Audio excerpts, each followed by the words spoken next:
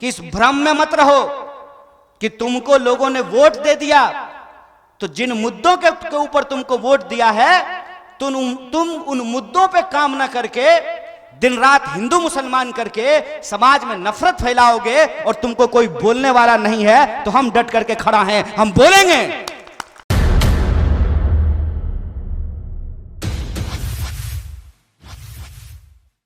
हमने जो संविधान स्वीकार किया, संविधान सभा ने जो संविधान तैयार की, उसमें सबको बराबरी का अधिकार दिया गया, सबके वोट बराबर किए गए, महिला पुरुष के वोट बराबर किए गए। आप सब इस बात को जानते हैं। आज भी आपके और हमारे घरों में महिलाओं के अधिकार बराबर नहीं हुए हैं, लेकिन संविधान ने महिलाओं का अधिकार बराबर करके रख दिया।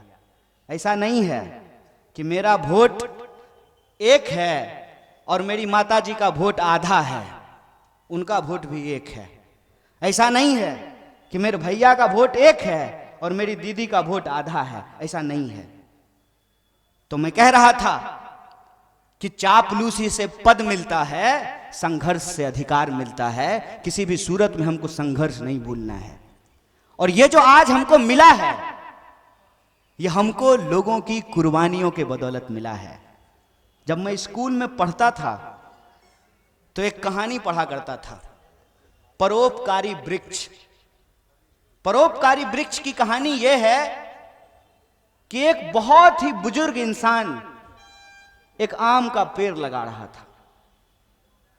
तो एक नौजवान आदमी उससे पूछता है, करे साहब क्यों पेड़ लगा रहे हैं, आप तो मर जाएंगे, इसका फल भी नहीं खा पाएंगे।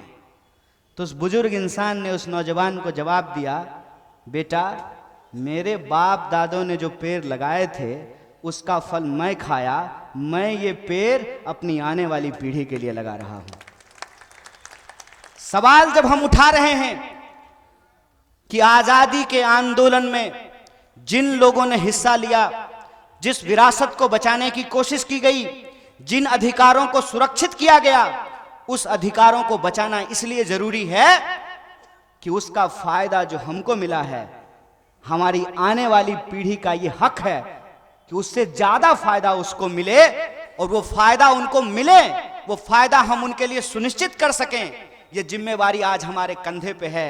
वरना यह सवाल आने वाली पीढ़ी पूछेगी कि सिर्फ कारवां लूटने वाला जिम्मेवार नहीं होता है, कारवां लुटाने वाला भी जिम्मेवार होता है। और जब कारवां लुट रहा था तो आप क्या कर रहे थे? और मैं अपनी एक नादानी, अपनी एक बचपना आपसे साझा करता हूं। जब मैं स्कूल में पढ़ता था उस वक्त दूरदर्शन था।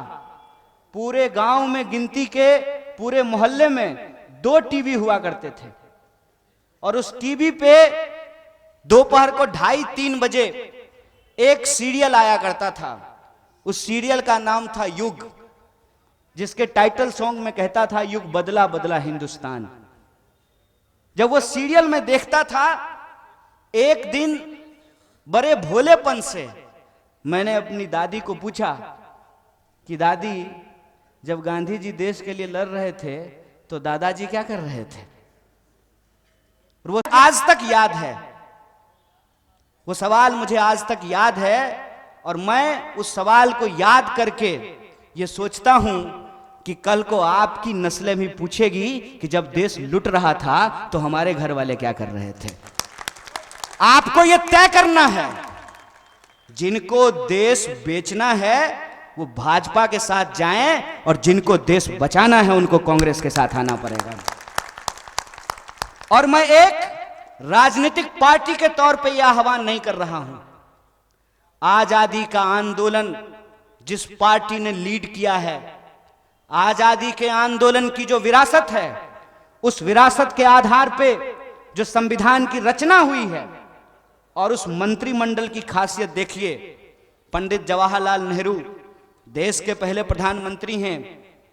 वो इतने सहिष्णु थे कि उसी मंत्रिमंडल में डॉक्टर बाबा साहब भीमराव अंबेडकर भी थे और श्यामा प्रसाद मुखर्जी भी थे। और आज एक आदमी बड़बोलेपन में खरीदे हुए मीडिया के सामने खड़ा होकर के कहता है कि आज की परिस्थिति होती तो संविधान नहीं लिखा जा सकता है। आज की परिस्थिति होती तो जो लोग संवैधानिक बात करने वाले लोग हैं, जो सही को सही और गलत को गलत कहने वाले लोग हैं, आप यूएपीए लगा करके उनको जेलों में भर दिए होते। आपको शुक्रगुजार होना चाहिए इस देश के आजादी के आंदोलन का, आपको शुक्रगुजार होना चाहिए इस देश के संविधान का कि आप कहते हैं चलिए हम मान लेते हैं, आप कहते हैं कि हमने चाय बेची, हालांकि हम आपको रेलवे बेचते हुए देख रहे हैं। अगर एक चाय बेचने वाला का बच्चा देश का प्रधानमंत्री बन पाया है तो ये वो विरासत है जिस विरासत को सेलिब्रेट करने के लिए आज हम यहां इकट्ठा हुए हैं। ये वो दोस्ती है जिस दोस्ती को हम कहते हैं राम प्रसाद बिस्मिल और अशफाकुल्लाह खान की दोस्ती। ये वो विरासत है जिस विरासत से हर किसी को, क्या हिंदू क्या मुसलमान, क्या सिख क्या ईसाई, क्या ब्राह्मण क्या दलित, क्या पिछड़ा क्या अति पिछड़ा, क्या महिला क्या पुरुष, सबके अधिकार बराबर किए गए। और आज जब आपको उसको और आगे बढ़ाना था तो आप रोज नया नुक्स निकाल करके इंसान को आपस में लड़ाने की कोशिश करते हैं। कई बार तो मुझे यह लगता है कि गलती से किसी ने बंदर के हाथ में उस तरह थमा दिया हो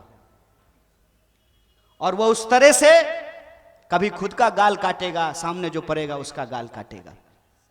आप हालत देखिए कि देश के अंदर हम कहां रह रहे हैं। टीवी आपका है, रिचार्ज आप कराते हैं, कितने आपके मुद्दे होते हैं, कितने मुद्दे होते हैं। बिहार का चैनल देखते होंगे ना, बताइए कि बिहार के कितने मुद्दे, आपके जिले के मुद्दे, जिस चैनल को आप दिन रात देखते हैं। 300 रुपया कितना का रिचार्ज होता है सुशील भाई टीवी में? 399। 400 रुपया खर्च करके जो आप टीवी देख रहे हैं, वो जो आपका सिवान का टूटा हुआ पुल है, दिखाया है कोई चैनल? दिखाया है कोई चैनल? फिर जो आपका मुद्दा दिखाना बंद कर दिया है, आप उसको देखना क्यों नहीं बंद कर देते हैं? क्या काम है भाई? अगर हम सरकार चुनते हैं, जनप्रतिनिधि चुनते हैं, तो उनका काम है कि वो हमारा मुद्दा उठाएं, हमारी समस्याओं के ऊपर समाधान लेकर के आए। टीवी में दिन रात मुर्गा लड़ाई चलता है। और मैं हाथ जोड़ करके आपसे निवेदन करता हूं कि अगर मुझे किसी विरासत से जोड़ना है तो गांधी की विरासत से जोड़िए, मुझे गोडसेवादियों से मत जोड़िए।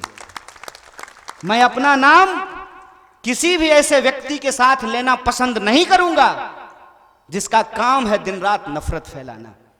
यह मेरी मजबूरी है, मैं वो करना नहीं चाहता हूं, मैं करना नहीं चाहता हूं।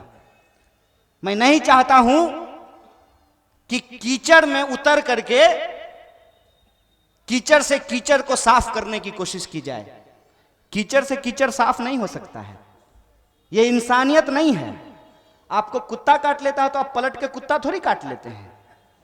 यह मजबूरी है। यह मजबूरी इसलिए है कि मैं इनको बताना चाहता हूं कि इस भ्रम में मत रहो कि तुमको लोगों ने वोट दे दिया तो जिन मुद्दों के ऊपर तुमको वोट दिया है तुम उन मुद्दों पे काम ना करके दिन रात हिंदू मुसलमान करके समाज में नफरत फैलाओगे और तुमको कोई बोलने वाला नहीं है। तो हम डट करके खड़ा हैं, हम बोलेंगे।